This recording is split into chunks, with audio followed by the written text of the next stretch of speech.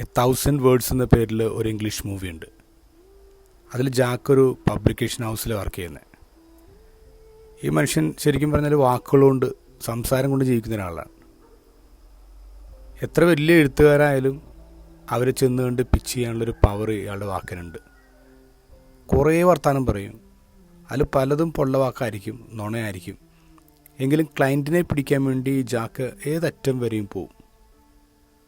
ഒരു ദിവസം അദ്ദേഹം കാണാൻ പോകുന്ന ഒരു സ്പിരിച്വൽ ഗുരുവിനാണ്. അദ്ദേഹത്തിൻ്റെ ബുക്ക് പബ്ലിഷ് ചെയ്യാനാണ്.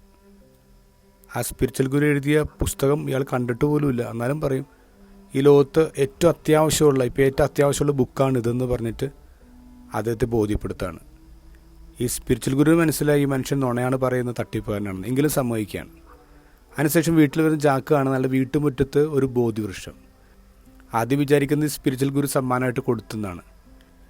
പിന്നീട് അയാൾ തിരിച്ചറിയുന്നു ആ നിൽക്കുന്ന ബോധിവൃക്ഷം താൻ തന്നെയാണ്. ഓരോ വാക്ക് ജാക്ക് പറയുമ്പോഴും ഈ മരത്തിൽ നിന്ന് ഒരു ഇല പൊഴിഞ്ഞു പോവാണ്. അപ്പോൾ ഒരു വാക്കിന് ഒരു ഇല കണക്കിന്നിങ്ങനെ പൊഴിഞ്ഞു പോവാണ്. അയാൾ എണ്ണി നോക്കുമ്പോൾ ഇനി 1000 ഇലകൾ കൂടിയുള്ളൂ.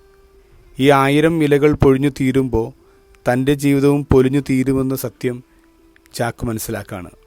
ഇനി തൻ്റെ ജീവിതത്തിൽ വെറും 1000 വാക്കുകൾ മാത്രമേ ഉള്ളൂ എന്ന് മനസ്സിലാക്കുന്നയാൾ പിന്നീട് വളരെ കെയർഫുള്ളായിട്ടാണ് ഓരോ വാക്കും പറയുന്നത്.